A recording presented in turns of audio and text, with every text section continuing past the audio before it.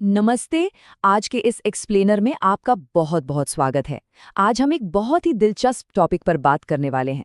हम supply, demand और central banking की उस मैक्रो इकोनॉमिक रस्सी पर चलने वाले हैं जिस पर किसी भी देश की पूरी अर्थव्यवस्था का संतुलन टिका होता है। ये एक ऐसा जबरदस्त बैलेंसिंग एक्ट है जो ये तय करता है कि हमारी और आपकी जेब में रखा पैसा कल कितनी अहमियत रखेगा और बाजार में चीजों के दाम क्या होंगे। तो चलिए शुरू करते हैं। अच्छा, तो चलिए सीधे मुद्दे पर आते हैं। जरा सोचिए, क्या होता है जब पूरी की पूरी इकोनॉमी उससे कहीं ज्यादा मांग करने लगती है जितना वो असल में प्रोड्यूस कर सकती है। मतलब जब हमारी उम्मीदें और डिमांड जमीनी हकीकत और सप्लाई को बहुत पीछे छोड़ दें। यही आज का हमारा सबसे मुख्य सवाल है। इस पूरे कॉन्सेप्ट को आसानी से समझने के लिए हमने इसे 5 हिस्सों में बांटा है। पहला, मैक्रो इकोनॉमिक बैलेंस। दूसरा, एक्सेस डिमांड। तीसरा, डेफिशिएंट डिमांड। चौथा, सरकार की फिस्कल पॉलिसी। और आखिर में आरबीआई के मॉनेटरी टूल्स। तो हमारा पहला सेक्शन है macro economic balance and imbalance, यानी एक हेल्दी इकोनॉमी का बेसलाइन सेट करना। देखिए, फुल एम्प्लॉयमेंट इक्विलिब्रियम एक ऐसी परफेक्ट इकोनॉमिक स्थिति है जहां देश की टोटल डिमांड बिल्कुल उसकी टोटल सप्लाई के बराबर होती है। और सबसे खास बात, इस पॉइंट पर वर्कफोर्स का पूरी तरह से इस्तेमाल हो रहा होता है, कोई भी खाली नहीं बैठा है। ये एक एकदम सटीक बैलेंस पॉइंट है। हमारी आज की ये पूरी चर्चा इसी बात के इर्द गिर्द घूमेगी कि जब हमारी इकोनॉमी इस परफेक्ट बैलेंस से जरा भी डगमगाती है तब असल में क्या होता है। सेक्शन 2, एक्सेस डिमांड को समझना, यानी वो स्थिति जब इकोनॉमी ओवरहीट हो जाती है। एक्सेस डिमांड या इन्फ्लेशनरी गैप वो स्थिति है जहां असल डिमांड फुल एम्प्लॉयमेंट के लिए जरूरी डिमांड को पार कर जाती है। अब यहाँ ध्यान देने वाली सबसे अहम बात क्या है? वो ये है कि चूंकि इकोनॉमी पहले से ही फुल कैपेसिटी पर काम कर रही है, तो रातों रात कोई नया आउटपुट या सामान तो बन नहीं सकता, है ना? इसलिए जब सामान लिमिटेड हो और उससे मांगने वाले बहुत ज्यादा, तो इसका सीधा असर कीमतों पर पड़ता है। कीमतें रॉकेट की तरह ऊपर भागती हैं। अब इस स्लाइड में जो सबसे मजेदार बात है वो ये है कि आखिर ये एक्सेस डिमांड आती कहाँ से है। इसके कई कारण हो सकते हैं। हो सकता है लोगों की खर्च करने की आदत बढ़ गई हो, या सरकार ने टैक्स कम कर दिए हों, या फिर सरकारी खर्च और प्राइवेट इन्वेस्टमेंट का बढ़ना, या आरबीआई का नए नोट छापना, जिसे हम डेफिसिट फाइनेंसिंग कहते हैं। इन सभी चीजों का बस एक ही नतीजा होता है, लोगों के हाथ में खर्च करने के लिए ज्यादा पैसा आ जाना, और यही एक्स्ट्रा पैसा हमारी डिमांड को ओवरहीट कर देता है। तो इस ओवरहीटिंग का असर क्या होता है? एक तरफ देखिए, आउटपुट और एम्प्लॉयमेंट में कोई बदलाव नहीं होता। क्यों? क्योंकि जैसा हमने पहले बात की, इकोनॉमी पहले ही अपनी पूरी क्षमता पर है। बाजार में एक्स्ट्रा पैसा आने से अचानक कोई नई फैक्ट्री या नौकरियां तो पैदा होंगी नहीं। तो दूसरी तरफ इसका सिर्फ और सिर्फ एक ही असर दिखता है, महंगाई। ये एक्स्ट्रा पैसा सीधे तौर पर इन्फ्लेशन को ट्रिगर करता है। सेक्शन 3, डेफिशिएंट डिमांड को समझना, यानी जब इकोनॉमी के पहिए एकदम रुक जाएं। अब सबसे क्रूशियल पॉइंट ये है कि ये स्थिति पिछली वाली प्रॉब्लम के बिल्कुल उल्टी है। यहाँ जो प्लान्ड खर्च है वो फुल एम्प्लॉयमेंट की जरूरत से कम रह जाता है। सिंपल शब्दों में कहें तो लोग पैसा खर्च ही नहीं करना चाह रहे हैं, और जब लोग सामान नहीं खरीदेंगे तो बाजार में बिना बिका हुआ सामान जमा होने लगेगा। इस सुस्त पड़ी स्थिति को हम डिफ्लेशनरी गैप कहते हैं। यहाँ आपको एक परफेक्ट सिमेट्री नजर आएगी। लोगों की खर्च करने की इच्छा में कमी, सरकार का टैक्स बढ़ा देना, या पब्लिक एक्सपेंडिचर और इन्वेस्टमेंट में भारी गिरावट आना। आप साफ देख सकते हैं कि कैसे इकोनॉमी से पैसे को बाहर खींच लेना या टैक्स बढ़ा देना हमारी डोमेस्टिक डिमांड की पूरी तरह से कमर तोड़ देता है। और इसके असल दुनिया में नतीजे काफी गंभीर होते हैं। आउटपुट और नौकरियां तेजी से नीचे गिरती हैं। बिल्कुल, जब गोदामों में पुराना सामान ही नहीं बिक रहा तो कोई भी बिजनेस नया प्रोडक्शन क्यों करेगा? प्रोडक्शन रुकता है तो तुरंत नौकरियां जाने लगती हैं, और वो जो पुराना स्टॉक पड़ा है उसे निकालने के लिए दुकानदारों को मजबूरन कीमतें कम करनी पड़ती हैं, जिससे डिफ्लेशन यानी मंदी आ जाती है।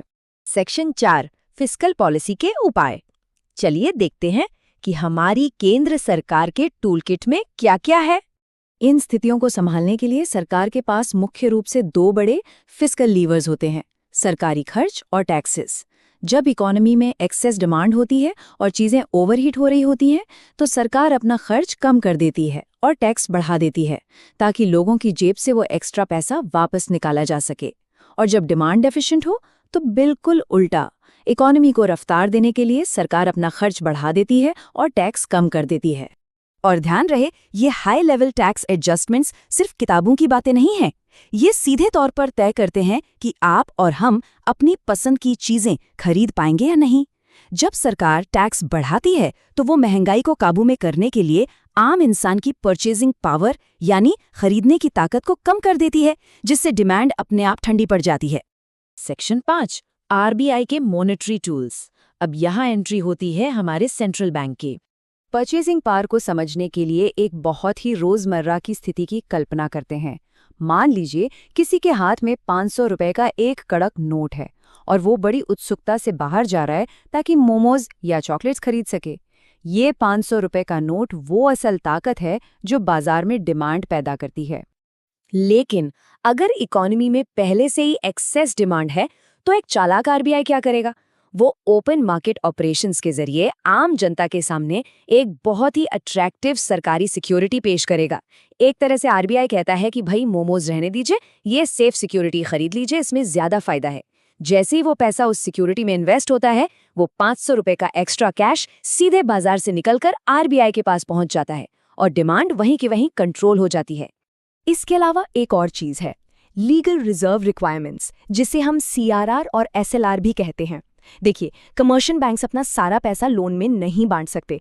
अगर आरबीआई इस रिजर्व रिक्वायरमेंट को 10% से बढ़ाकर सीधा 20% कर दे तो बैंक्स को अपना दुगना पैसा ब्लॉक करके रखना होगा।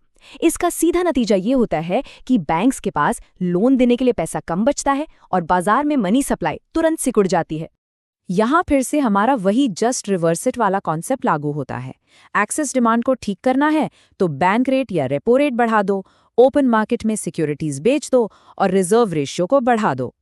और अगर समस्या डेफिशिएंट डिमांड की है तो आरबीआई बस इन सारे लिवर्स को बिल्कुल उल्टी दिशा में घुमा देता है ताकि बाजार में दोबारा पैसा इंजेक्ट किया जा सके। सिंपल। रेट्स और रेशियोज के अलावा आरबीआई के पास कुछ क्वालिटेटिव टूल्स भी होते हैं। पहला है मार्जिन रिक्वायरमेंट्स, यानी लोन की रकम और बदले में रखी जाने वाली प्रॉपर्टी की वैल्यू के बीच का अंतर बढ़ा देना। इससे लोन लेना थोड़ा मुश्किल हो जाता है। दूसरा तरीका है मॉरल सुएजन। असल में ये एक तरह की एडवाइस या प्रेशर होता है, जहां आरबीआई कमर्शियल बैंक से कहता है कि भाई अभी इकोनॉमी ओवरहीट हो रही है, इसलिए आम लोन बांटने पर थोड़ा कंट्रोल रखो। चलिए अब देखते हैं कि ये सब एक साथ कैसे काम करता है। अब एक्सेस डिमांड के समय आरबीआई पूरे देश का पैसा एक साथ तो ब्लॉक नहीं कर सकता ना। हेल्थ केयर या खेती जैसे जरूरी सेक्टर्स को तो हमेशा फंड्स चाहिए ही होते हैं। इसलिए क्रेडिट रॉशनिंग का इस्तेमाल करके आरबीआई सिलेक्टिव तरीके से लोन को कंट्रोल करता है ताकि महंगाई पर भी लगाम लगे और हमारी इकोनॉमी की जीवन रेखा माने जाने वाले सेक्टर्स कैश के लिए तरसें भी नहीं। तो जैसे जैसे दुनिया भर की सरकारें और सेंट्रल बैंक्स लगातार इन फिस्कल और मॉनेटरी लीवर्स को एडजस्ट करते रहते हैं, हमारे सामने एक बहुत ही दिलचस्प सवाल खड़ा होता है। इन सभी लगातार बदलावों के बीच आज की हमारी मौजूदा अर्थव्यवस्था में एग्रीगेट डिमांड की असली स्थिति आखिर क्या है? क्या हम उस परफेक्ट बैलेंस पर हैं या पेंडुलम किसी एक तरफ ज्यादा झुका हुआ है? इस पर जरूर विचार कीजिएगा। आज के हमारे इस एक्सप्लेनर में बस इतना ही। इस चर्चा में हमारे साथ जुड़ने के लिए आपका बहुत बहुत धन्यवाद। वीडियो देखने के लिए धन्यवाद। कॉमर्स 95 को सब्सक्राइब करना न भूलें। अगली क्लास की वीडियो यहां देखें। Study smart. Score 95+.